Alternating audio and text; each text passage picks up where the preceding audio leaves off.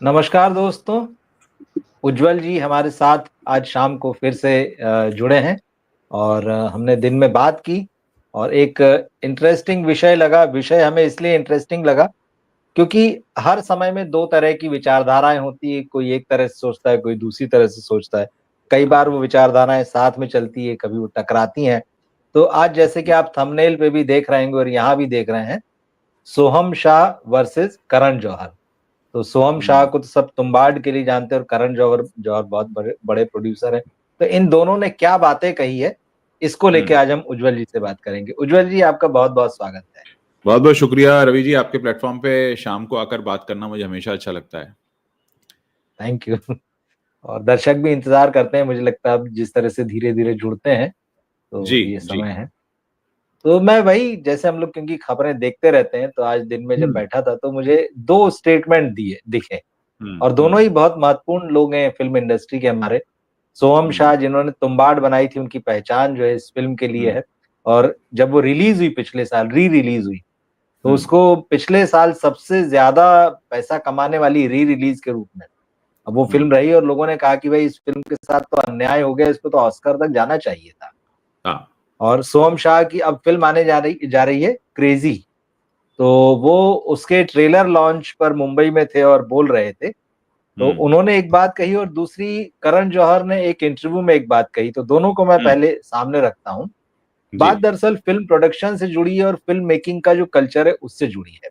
हाँ सोहम शाह ने कहा कि प्रोड्यूसर हमारी मतलब बॉलीवुड की सोच से बाहर हो गया है। हाँ। अब हम उस पर तवज्जो नहीं देते हैं प्रोड्यूसर पर। हमारा हम्म काम जो है प्रोड्यूसर का जो काम है वो लाइन प्रोड्यूसर ने सँभाल लिया है। प्रोड्यूसर हाँ का जो एक पैशन होता था, एक विज़न होता था, उसकी एक जिद होती थी कि अब फ़िल्म हम्म बनाऊँगा और उसको हाँ थिएटर तक ले जाऊँगा। तो बड़े दिल हाँ। से और बड़े पैशन से लगता था। लेकिन अब हम्म उसका काम जो है कॉर्पोरेट्स के आने के बाद उनके शब्द हैं कि कॉर्पोरेट्स के आने के बाद जो है प्रोड्यूसर खत्म हुए हैं। वो पीछे हाँ। चले गए हैं।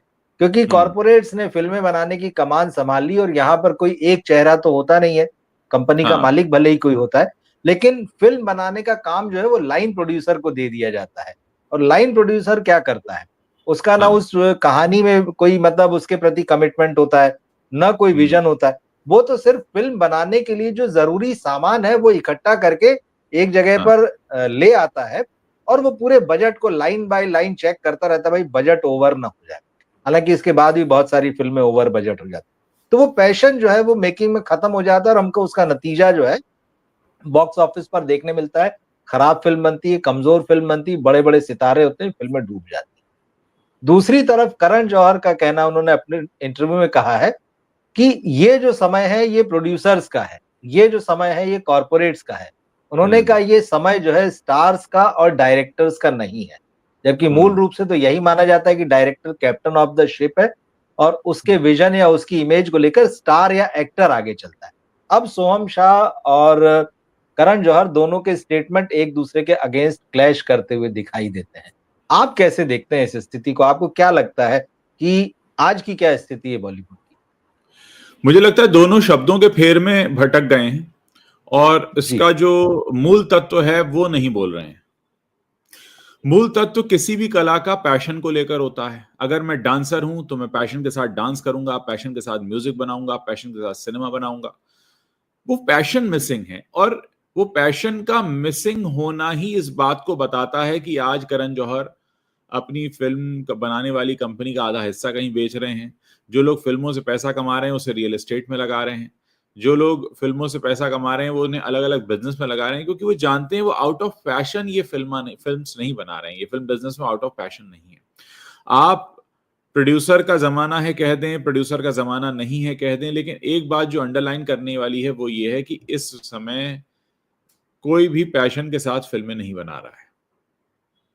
और आप अगर ये कहते हैं कि मैं इंडिविजुअल प्रोड्यूसर हूं, मैं फ़िल्म बना रहा हूं, तो क्या आप इंडिविजुअल प्रोड्यूसर होने के साथ-साथ वो पैशनेट फ़िल्म मेकर भी हैं या नहीं? जो उस फ़िल्म को बनाने के लिए अपना सब कुछ दाँव पर लगाने को तैयार हो। देखिए, बात बेचने की नहीं है, बात पैसा लगाने की नहीं है। यहाँ जब हम कहते हैं जी। सब कुछ दाँव पर लगाना, तो यानी आप इतना कन्विंस हैं उस कहानी से कि आपको लगता है ये 101% चलेगी। ऐसा नहीं है कि जब आप अपना घर-बार बेच देंगे तभी आप कहलाएँगे पैशनेट। हर कोई हर फ़िल्म के लिए घर-बार नहीं बेच देता है। पॉसिबल भी नहीं हो, करना भी नहीं चाहिए, वो बेवकूफ़ी हो जाएगी। लेकिन जब हम कहते हैं पैशनेट, मतलब कि आप बहुत कन्विंस हैं, आपको लगता है कि नहीं यार ये हमें करना है। कला एक ऐसी चीज है, देखिए फिल्म मेकिंग बहुत बड़ा बिजनेस है, क्योंकि फिल्म मेकिंग इटसेल्फ जो एक प्रोसेस है वो बहुत कॉस्टली है। कैमरा महंगा आता है, शूट महंगा है, लाइट महंगी है, क्रू महंगा है, हर चीज महंगी है, कॉस्ट्यूम पहनेंगे वो महंगे हैं, शूटिंग लोकेशन महंगा, हर चीज महंगी है, ट्रैवल करना पड़ेगा वो महंगा है। लेकिन अल्टीमेटली फिल्म मेकिंग है तो एक आर्ट, अल्टीमेटली फिल्म मेकिंग है तो एक कला। आपको कोई बहुत सारा पैसा दे दे और आपके अंदर बिल्कुल पैशन ना हो फिल्म बनाने का, तो क्या आप फिल्म बना पाएंगे? नहीं बना पाएंगे। वो पैसा बिल्कुल राख हो जाएगा, कूड़ा हो जाएगा वो पैसा, क्योंकि आपके अंदर पैशन नहीं है। तो अब जब हम फिल्में इस हिसाब से बनाने लगे प्रोजेक्ट की तरह कि इसमें इतना लगाऊंगा, इतना, जैसे बिजनेसमैन पैसा लगाता है ना कि फला कमोडिटी मैंने 50 रुपए में खरीदा, मैं 100 में बेचूंगा, फिल्में ऐसी नहीं बन सकती। और जब ऐसी फिल्में बनती हैं तो फिर अक्षय कुमार का क्या हाल होता है देखिए आप, नकली मूछ लगा के पृथ्वीराज।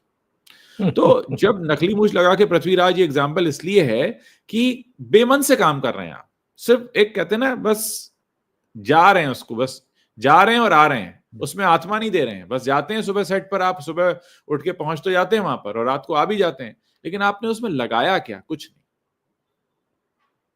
गोविंदा के बारे में एक बात कही जाती थी कि जी। गोविंदा सेट पर लेट आते हैं, फिर गोविंदा के बारे में यह भी कहा गया कि वो सेट पर डायलॉग लिख लेते थे, वहीं इम्प्रोवाइज कर लेते थे, वहीं करते करते कुछ और बना देते थे। तो शायद एक ऐसा कलाकार जो भले ही सेट पर लेट आता हो लेकिन उसमें पूरी आत्मा झोंक देता हो, वो कहीं ज्यादा बेहतर है, बजाय उसके जो आता तो समय पर है पर अपनी आत्मा को नहीं झोंकता, अपनी आत्मा साथ में लेके भी नहीं आता। आत्मा को घर में रखकर आता है, तिजोरी में रखकर आता है, या बैंक में रखकर आता है। तो हम सोहम या करण जो कह रहे हैं उनके शब्दों के फेर में ना पड़कर हम उसके मूल तत्व को खोजें कि क्या होना चाहिए, क्या कहा जाना चाहिए। ये बहुत जरूरी है। तो इसमें जो आपने पैशन वाली बात कही और जोखिम वाली बात कही, दोनों चीजें जो कही, तो इसमें एक बात सही है जो सोहम शाह ने भी कही है कि हमको सिखाया गया है कि बिजनेस जो है वो जोखिम का खेल है, और जब तक आपका उसमें जोखिम नहीं लेंगे आप, या आपका जोखिम नहीं रहेगा, तो आप उसके लिए बहुत पैशनेट नहीं होंगे। और उन्होंने राज कपूर साहब का भी उदाहरण दिया, उन्होंने बताया कि जब प्रोड्यूसर खुद जो है क्रिएटिव होता है तो वो कैसे करता है, क्योंकि प्रोड्यूसर होते थे वो डायरेक्टर भी होते थे। तो मतलब प्रोड्यूसर के हाथ में फिर ये रहता है, राज कपूर जैसे प्रोड्यूसर के, कि अगर उसको कोई गाना पसंद नहीं आया उसने देखा शूट करने के बाद, तो उसको हाँ, कैंसिल करके वो रीशूट कर लेगा। लेकिन हाँ, कॉर्पोरेट वाले सिस्टम में ये नहीं होता है, क्योंकि अब हाँ, एक बार चीज बन चुकी है, उसको वापस वहां ले जाना जो है फिर बड़ा मुश्किल होता है। और फिर यही होता है कि ठीक है इसको एडजस्ट किया जाए, इससे काम चलाया जाए, जो कि बहुत काम चलाऊपना हम देखते हैं।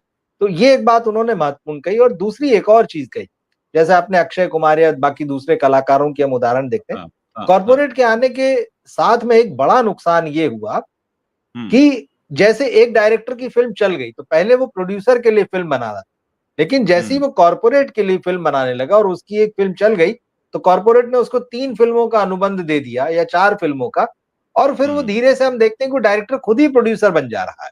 और हमने कई डायरेक्टर्स को प्रोड्यूसर बनते हुए देखा है पिछले 15-20 सालों में।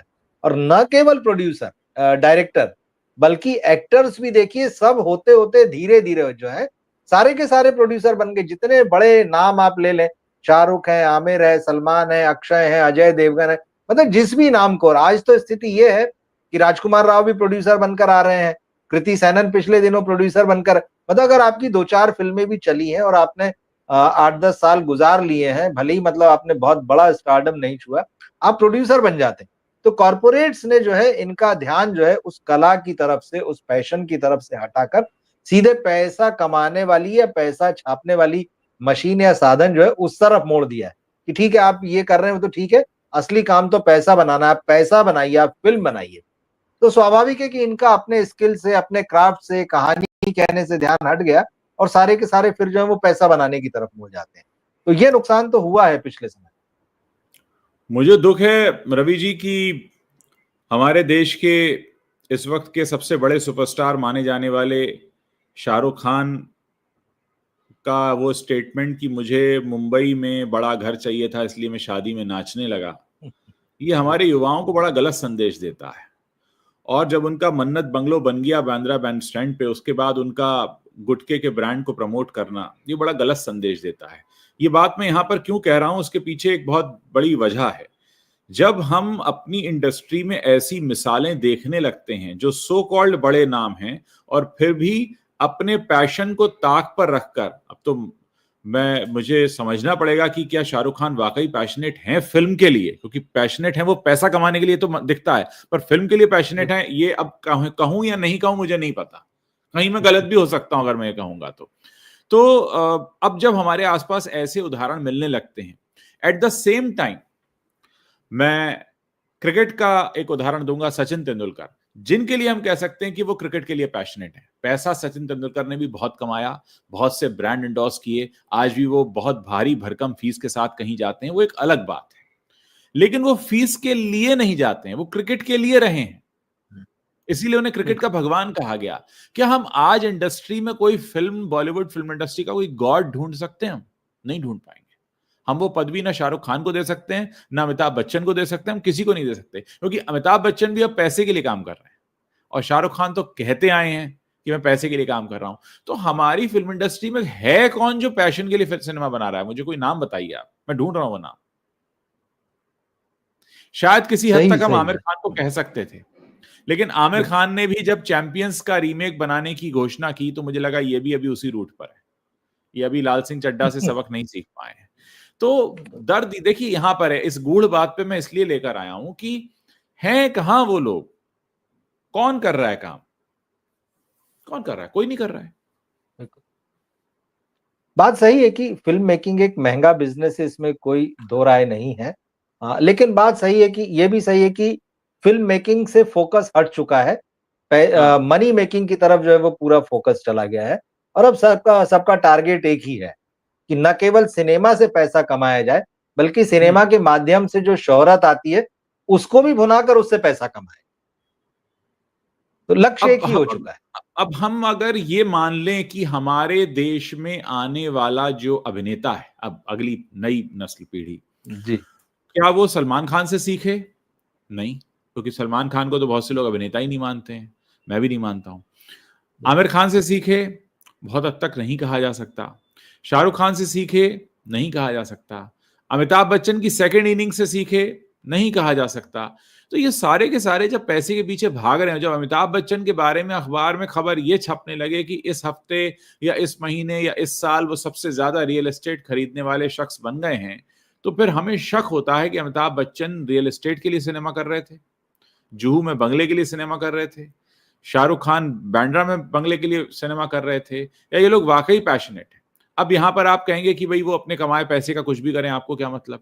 देखिए, बिल्कुल बात सही है कि मेरा कोई मतलब नहीं कि वो क्या कर रहे हैं उस पैसे से, लेकिन जब आप एक कला की विधा में एंटर होते हो और आप बहुतों के सामने एक मिसाल की तरह खड़े होते हो, या बहुतों के को मिलने वाले मौके के बाद आपको वो मौका मिलता है, बहुतों को मौका ना मिलकर आपको दिया जाता है, और आप उस समय एक ऐसा सेंटेंस या लाइन या स्टेटमेंट देते हो जो लोगों के कई दिलों के दिल में चुभता होगा। इसकी जगह अगर हम ये स्टेटमेंट सुनते कि नहीं यार मैं सिनेमा के लिए आया, मैं पैशनेट था इस काम को करने के लिए। मान लीजिए एक डांसर आए, डांस करने खड़ा हो, बहुत दुनिया का मशहूर डांसर हो, वो कहे मैं पैसे के लिए नाचता हूं, तो आपको ना उसका डांस देखने में उतना प्रेम नहीं उमड़ेगा। जब वो कहेगा यार मुझे डांस करना, आज मैं खुल के डांस करना चाहता हूं, एक ऐसा डांस जैसा आज तक किसी ने ना किया, तो आप भी उसकी तरफ अट्रैक्ट होंगे कि अरे यार मैं एक ऐसा डांस देखने वाला हूं जो आज तक किसी ने नहीं किया। या वो कहे कि मैं आज एक ऐसा डांस करने वाला हूं जिससे मुझे 5 करोड़ रुपए मिलेंगे। तो आप उस 5 करोड़ वाले स्टेटमेंट की तरफ कहां अट्रैक्ट होंगे? आप तो कहेंगे मैं आज एक ऐसा गाना गाऊंगा कि दुनिया में आज तक किसी ने ऐसा गाना नहीं गाया होगा। तो आप कहेंगे हाँ मैं गाना सुनने आया हूं, मैं तुम्हें गाने से मिलने वाले करोड़ों रुपए गिनने नहीं आया हूं। हम शाहरुख खान की फिल्म देखने जाते हैं, हम शाहरुख खान को फिल्म से मिलने वाले करोड़ों रुपए गिनने नहीं जाते हैं। उसके लिए उनका कैशियर है जिसको सैलरी मिलती है, वो गिनेगा, हम नहीं गिनेंगे।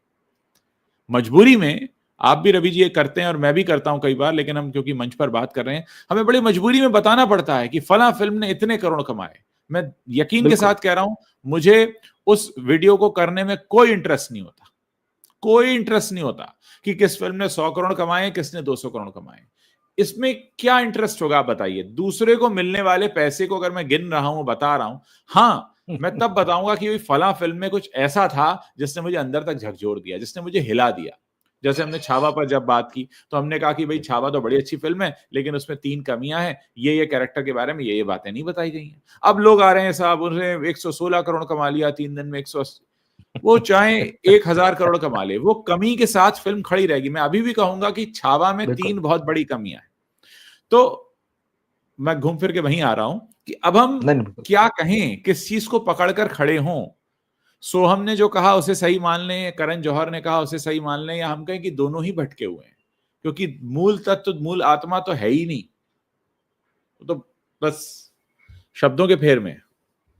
बिल्कुल। और एक चीज और है, बिल्कुल जितने बड़े सितारों के आपने नाम लिए हैं, बिल्कुल ठीक बात है कि कोई भी हमको सिनेमा के लिए अब डेडिकेटेड नजर नहीं आता। आमिर खान थोड़ा सा दिखते हैं इसमें, ये बात सही है कि उनकी बातें या उनकी कोशिशें कभी कभी दिखती है, लेकिन पिछले दिनों में उनके साथ भी मामला थोड़ा सा मतलब हिल गया है और वो काफी दूसरी तरफ दिखे हैं, और वो भी दूसरे प्रोड्यूसर्स के जैसे ही नजर आए, दूसरे स्टार्स की तरह। क्योंकि इन लोगों के लिए पैसा कमाने के बाद आज के समय में दूसरा पैशन हो गया है नेपोटिज्म, अपनी अगली पीढ़ी को लाना। अच्छा, मतलब ये मुझे लगा चाह आप रहे कहने वाले हाँ हैं इनके लिए अगला पैशन हो गया प्राइवेट जेट खरीदना। नहीं नहीं, वो तो पैसे का देखिए, बंगला, गाड़ी, बैंक बैलेंस तो सब एक साथ शामिल, लेकिन दूसरी चीज ये दिल से जो करते हैं, मतलब पैसा कमाने का। यार अब तो जो हमारे पास जो हमने बना लिया है, कमा लिया है, हमारी नेक्स्ट जनरेशन जो है, दर्शक भी उसको वैसे ही एक्सेप्ट कर लें। शाहरुख खान कहते हैं भाई जितना प्यार मुझे दिया उसका आधा भी दे देना तो काम चल जाएगा। आमिर खान भी यही करते हैं, शाहरुख खान तो अपने लिटरली बेटे भीख के लिए मांग रहे थे, फिल्म। भीख मांग रहे थे। तो वही चीज है, वही होता। आपने जब प्यार, आपने काम किया तो लोगों ने आपको भीख में नहीं दिया, लोगों ने जेन्युइनली आपको अपना प्यार दिया। आपको मांगना नहीं पड़ा कि मैं आया हूं और मुझे प्यार दो तुम, अब आपको मांगना पड़ रहा है। आमिर खान भी वही कर रहे हैं। सलमान खान ठीक है, उनकी पत्नी नहीं है, बच्चे नहीं, लेकिन वो अपने परिवार के लोगों को लॉन्च कर रहे हैं आज, पड़ोसियों को करते हैं वो परिवार और फिर, दोस्तों के। पड़ोसियों को पूरा बांड्रा लॉन्च कर रखा है उन्होंने। बिल्कुल, पड़ोसियों को, दोस्तों। आज या कल में ही मैं खबर देख रहा था कि पिछले साल भांजी को लॉन्च किया था, अब शायद भांजे का नंबर आ गया है। अक्षय कुमार भी उसी कतार में है, अजय देवगन भी उसी कतार में है, करण जौहर तो झंडा लेके सबसे आगे चल ही रहे हैं। तो इनके पास दूसरा पैशन जो है ये हो गया कि चलो अब हम बच्चों को लॉन्च करते हैं और दर्शकों के ऊपर थोप दें कि भाई इन्हीं को देखो। और इनमें से एक, मतलब इनका अभी तक जो भी बच्चे हमको दिखे हैं, इन लोगों ने लॉन्च किए ना, सिनेमा के प्रति पैशन तो छोड़ दीजिए, तमाम चेहरे मतलब जो है वो सिनेमा के लायक नहीं लगते हैं, उनका अभिनय सिनेमा के लायक नहीं लगता है, उनकी प्रतिभा जो है वो, भले ही वो एक एक दो दो फिल्मों में आए, पहली ही फिल्म में चमक दिखाई दे जाती जिसमें दिखना होती है। और इन सबके साथ बड़ी चीजें लगी कि ये कोई विदेश से पढ़ के आया है, कोई विदेश से एक्टिंग सीख, यहाँ कोई नहीं रहा, किसी ने हिंदुस्तान घूम के नहीं देखा, किसी ने हिंदुस्तान के स्कूल में अभिनय की पढ़ाई नहीं की, सब विदेश से सीख के आए हैं, विदेशी सिनेमा देख कर आए हैं। तो अब ये चाहते हैं कि इनके बाद में बागडोर भी उन्हीं के पास चली जाए इंडस्ट्री। देखिए, ऐसा है कि ये हमें तो बाद में कन्विंस करेंगे, पहले खुद कन्विंस हो जाएं। मैं दावे के साथ कहता हूं कि चाहे जुनैद खान हो या खुशी हो या इब्राहिम हो, उन्हें खुद को यकीन नहीं वो कुछ कर सकते हैं। ये मैं आपको दावे के साथ कह सकता हूं। वो जब अकेले में अपने साथ बैठते होंगे तो सिवाय इसके कि मैं फलां का बेटा हूं, सरनेम ये है, वो मेरे पीछे खड़ा है, ये सारे मतलब अंदर चीज नहीं है, पैकिंग पूरी है, रैपर पूरा लगा हुआ है कि करण जौहर मुझे लॉन्च करेगा, मैं खान का बेटा हूं, मैं उसके साथ उठता बैठता हूं, मेरे बारे में पेज 3 पे खबरें छपती हैं, मुझे पेपराजी कवर करते हैं, ये सब तो है, लेकिन अंदर एक्टिंग जीरो है।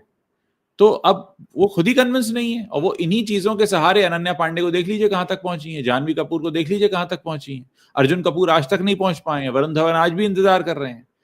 हाँ, तो ये क्या है, लोग ये सब जो है एक तरह से एक नमूने बनकर रह गए, मिसाल बनने आए थे पर नमूने बनकर रह गए। आज इनके उदाहरण दिए जाते हैं कि भैया ऐसा मत कर लेना। मतलब कोई है इस देश में जो कहेगा मैं अर्जुन कपूर जैसी एक्टिंग करना चाहता हूं, मैं वरुण धवन जैसी एक्टिंग करना चाहता हूं, मैं अनन्या पांडे जैसी महान अदाकारा बनना चाहती हूँ, या मैं जानवी कपूर जैसी अदाकारा बनना चाहती हूँ? कौन कहेगा? सही। दुख है पर सच है। ये सच है, ये बहुत बड़ा सच है। और आप देखिए कि जब इस सब के बीच में कोई टैलेंट आता है, उसको, जैसे हम लोग कल परसों ही मिसेज फिल्म की बात कर रहे हैं, लगातार वो चर्चाओं में बनी हुई है। सानिया मल्होत्रा, मतलब इतनी तारीफ किसी एक्ट्रेस के लिए, मतलब जेन्युइनली लोगों के मन में बड़े लंबे समय बाद मैंने देखी। लोग तारीफ कर रहे हैं कि वो कितने खूबसूरती से उसने एक्ट को प्ले किया है। इसी तरह से सनम तेरी कसम अगर 10 साल बाद रिलीज होती है, लोग उसको प्यार दे रहे हैं। वीर पहाड़िया जो है, हमको वीडियो दिखता है कि वो थिएटर में जाके खुद को जनवा रहे हैं कि मैं हूँ, और इधर जो है हर्षवर्धन राणे जाते हैं और लोग चीख पड़ते हैं कि यार ये हीरो आ गया, ये जिसको हम पर्दे पर देख रहे हैं वो। ये फर्क है। तो अब देखिए, ये नेपोटिज्म ने और इस तरह का सिनेमा में पैशन नहीं है उसके बाद भी आप जो उनको उस गली में ढकेल रहे हैं, वो सिनेमा का नुकसान कर रहा है। वो आगे कोई बड़ा रास्ता नहीं खोल रहा है, ना उनके लिए खोल रहा है और ना सिनेमा के लिए खोल रहा है। लेकिन यही बात है, क्योंकि आपके पास कॉर्पोरेट की ताकत है, क्योंकि आपके पास पीआर की ताकत है, क्योंकि आपके पास मार्केटिंग की ताकत है, आप इनको झोंकते चले जाते हैं। एक नहीं चली, दूसरी फिल्म, तीसरी फिल्म, चौथी फिल्म, मतलब आप देख लीजिए, चाहे आप अर्जुन कपूर का नाम लिया, वरुण धवन है, जानवी कपूर है, एक के बाद एक फिल्में आ रही हैं। और जो इक्का दुक्का थोड़ी सी इनके नाम चली भी है, तो इनके नाम या इनके काम से नहीं, उसकी मार्केटिंग या उसमें कुछ ऐसा रहा जो उस वक्त क्लिक कर गया। लेकिन आज इनकी वही फिल्म वापस आ जाए तो लोग देखने को राजी ना हो। तो इस तरह से सिनेमा गलत दिशा में भी जा रहा है, गलत हाथों में होने की वजह से। और इस चीज को आगे संभालने की बहुत जरूरत है, और मुझे इसलिए लगता है कि इंडिपेंडेंट मेकर्स का, इंडिपेंडेंट प्रोड्यूसर्स का आना जरूरी है। अब देखिए, हमारी इंडिपेंडेंट मेकर्स की अगर फिल्में आती है और वो इंटरनेशनल लेवल पर जाकर अगर नाम भी कमाती है, इनमें से किसी का सपोर्ट नहीं मिलता है। अनुराग कश्यप एक आए थे, उन्होंने थोड़ा डिफरेंट सिनेमा बनाया। उनसे पहले राम गोपाल वर्मा आए थे। राम गोपाल वर्मा तो खैर अपनी ही गलतियों से फिर जो है रेस से बाहर होके वापस चले गए। मगर अनुराग कश्यप को देखिए, उनके साथ भी तमाम इस तरह की चीजें होने लगी। हालांकि वो खुद भी ऐसे लोगों के साथ उठने बैठने लगे जिनको आज वो गरिया रहे हैं कि इनकी वजह से मुझे इंडस्ट्री छोड़ना पड़ रही है। तो कुल मिला के इनके असर में आने के बाद में ये भी हो रहा है कि खरबूजा जो है वो खरबूजे को देखकर रंग बदलता है, वो भी हालत हो रही। इनकी अपनी आइडेंटिटी भी नहीं बच पाती, जैसे अनुराग कश्यप के साथ हुआ। मगर फिर भी कहीं उनके अंदर एक सिनेमा, अलग तरह का सिनेमा बनाने का पैशन था, वो दिखता है। लेकिन फिर भी वो हार कर जो है कुल मिला के यहाँ की स्थितियों से, व्यवस्थाओं से, यहाँ के कलाकार जो उनके साथ काम करते रहे हैं या जिन लोगों से उन्हें डील करना पड़ता है, एक तरीके से यहाँ हथियार डाल के वो साउथ चले गए। अब वो कह रहे कह हैं कि मैं सकते हैं वहीं अपना बेस बना लूंगा। कह सकते हैं कि अनुराग कश्यप के अंदर वो पैशनेट फिल्म मेकर हम सब ने देखा था, लेकिन आजकल वो पैशनेट फिल्म मेकर जो है वो पैशनेट एक्टर में बदलता जा रहा है, इसलिए वो अपनी जमीन बिल्कुल। तलाश रहे हैं साउथ में। और ये डूबती हुई नाव जो है बॉलीवुड की, इसे अब छोड़कर सब भागना चाहते हैं। इसमें कोई खड़े होकर इसको ठीक करने के लिए तैयार नहीं है। ये आज भी अपनी पुरानी प्रैक्टिस पर चल रहे हैं। आज भी स्थिति बॉलीवुड की वो नहीं कह सकते हम कि हाँ इन्होंने अपनी गलती रियलाइज कर ली है। हाँ, इतना जरूर हुआ है कि इन्हें पता है कि डामाडोल हो रहा है। लेकिन जो हमारे मतलब बॉलीवुड के अभी जो ग्रैंड डैड्स हैं, मैं कहूंगा, जैसे राकेश रोशन साहब, उन्होंने कहा कि साहब हमें तो कोई खतरा ही नहीं है, बॉलीवुड में तो नेपोटिज्म ही नहीं है। वो अभी भी बहुत गहरी नींद में है, उनको खर्राटे आ रहे हैं जोर जोर से। बिल्कुल। अभी वो बिल्कुल सपना देख रहे हैं, तो उन्होंने तो बोलना शुरू कर दिया। तो वो तो अभी वैसे भी देखिए, अब राकेश रोशन तो क्या मतलब फिल्म बनाएंगे, अभी तो फिलहाल कुछ समझ में नहीं आता उनका। अब तो रोशन वोशन लेकर आ गए नेटफ्लिक्स पर, उन्होंने अपना बढ़िया पीआर कर दिया, एक नेम प्लेट बढ़िया लग गई नेटफ्लिक्स पर भी, क्योंकि आजकल एक फैशन भी है बॉलीवुड में कि आपकी नेटफ्लिक्स पे नेम प्लेट होनी चाहिए, तो एक स्टेटस सिंबल हो जाता है, तो उनकी लग गई है वहां पे। तो अब ऐसे नहीं मानने वाले तो बहुत सारे लोग होंगे जो कहेंगे कि कुछ हो ही नहीं रहा है, सब कुछ सही है, बहुत बढ़िया चल रहा है, हम तो उड़ रहे हैं और हमें मजा आ रहा है और हम पता नहीं कहाँ है। लेकिन अब वो धीरे धीरे जब चीजें, जो नई जनरेशन है उसको समझ में आएगा। देखिए, ये जो जानवी कपूर जनरेशन है, अनन्या पांडे जनरेशन है, इनको समझ में आना शुरू हो चुका है। क्योंकि जब इनके करियर नहीं ऊपर जाएंगे, जब इनको टीवी पे बिल्कुल। बेसन बेचना पड़ेगा, तब इनको समझ में आएगा कि यार हम तो कहाँ क्या करने आए थे, तो मैं बाहर जीभ निकाल के तो मेरा मीम बन गया और हाथ में बेसन का पैकेट लेके मेरा मेरा तमाशा बन गया। तो जब ये तमाशा बन जाएंगे, तब इनको समझ में आएगा कि कुछ और बनने आए थे, उनको तो किसी ने कुछ और बना दिया। तब इनको रियलाइज होगा कि हम कहाँ हैं। तो फिर इनको याद आएगा कि हम क्या इनको याद दिलाया करते थे और क्या चीजें हुआ करती थी। अब करण जौहर जो रीजनल सिनेमा के पीछे जा रहे हैं कि अब मैं रीजनल करूंगा, वो अब स्थिति ये है कि आपकी वो मजबूरी है, आपको करना पड़ेगा। और ये वो काम भी पैशन से नहीं करेंगे, वो भी मजबूरी में कर रहे हैं।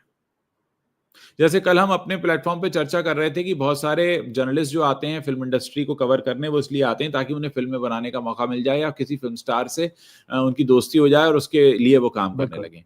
तो जब आप जर्नलिज्म के लिए पैशनेट नहीं होते हैं तो आप जर्नलिज्म नहीं कर पाते हैं। ऐसे ही आप फिल्म मेकिंग के लिए पैशनेट नहीं होते तो आप फिल्म मेकिंग नहीं कर पाते हैं, और इसीलिए आप धड़ाधड़ जो है गिरते चले जाते हैं। और हालत ये होती है कि हमारे जैसे लोग आपको आईना दिखा रहे होते हैं कि भैया आप गिरे पड़े हो, आपको लग रहा है आप उड़ रहे हो, उड़ नहीं रहे हो, नीचे आ गए, लेट गए नीचे। तो अब स्थिति वो है। बिल्कुल देखिए, करण जौहर की भी बात करें तो भाई जो उनकी फ़िल्म आई थी कुछ कुछ होता है 1998 में, उसके बाद में उनकी 3 फ़िल्में और हैं जो वाक़ई कहीं की कभी खुशी कभी गम, कल हो ना हो, कभी अलविदा ना कहना। तो ये बतौर प्रोड्यूसर डायरेक्टर उनकी पहचान वाली फ़िल्म है। लेकिन इसके बाद में 2006 के बाद में उनकी स्लेट आप देख लीजिए। इक्का-दुक्का फ़िल्में अगर उनके प्रोडक्शन हाउस की चल गई, तो चल गई। हाँ।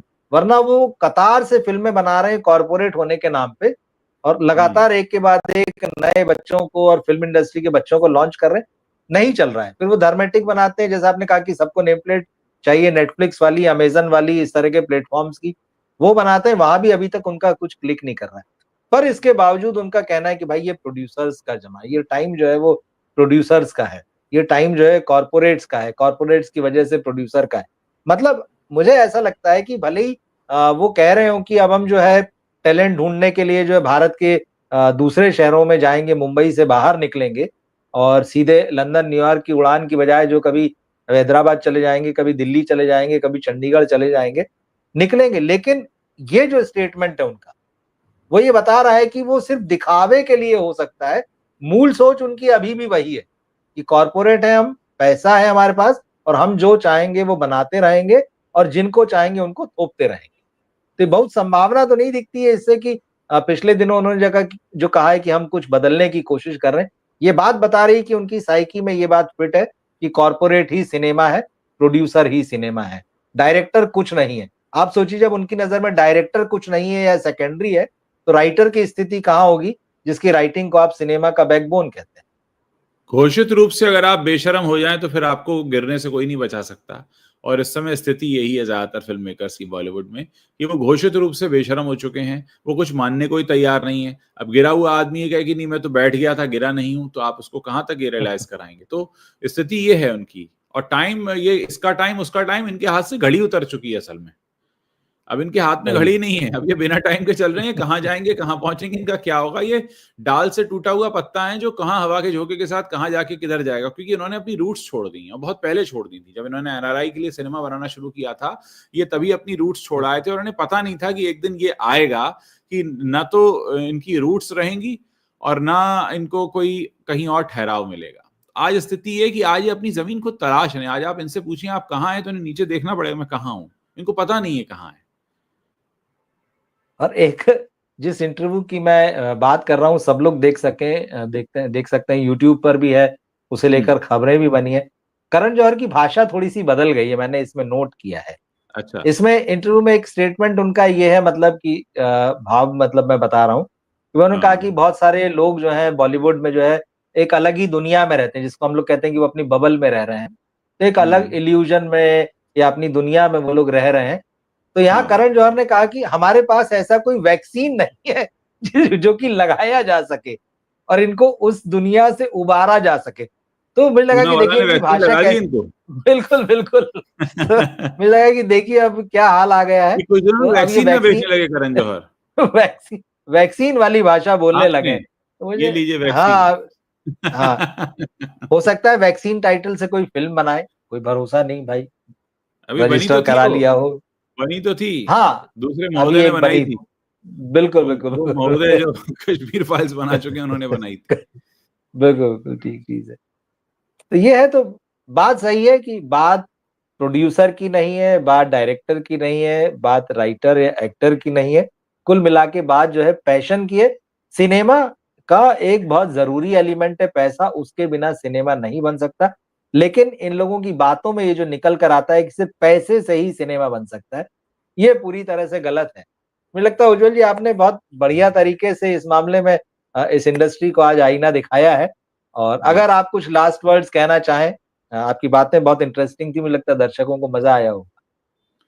देखिए इनको बहुत ज़रूरी है कि ये समझ लें कि क्या हो चुका है और जब ये समझ लेंगे कि क्या हो चुका है तो उन्हें अंदेशा हो जाएगा क्या होने वाला है, तो उसके लिए खुद को तैयार कर लेंगे। अभी तक तो ये वही मानने को तैयार नहीं है जो हो चुका है, तो हम तो आने वाला है उसकी तस्वीर दिखा रहे हैं, तो उसे कैसे मानेंगे? बिल्कुल। तो पहले ये समझ लें इनकी प्रेजेंट स्टेटस क्या है ताकि ये आने वाले कल के लिए सुधर जाएं। अभी कल तो गया, आज का दिन तो ओवर हो गया।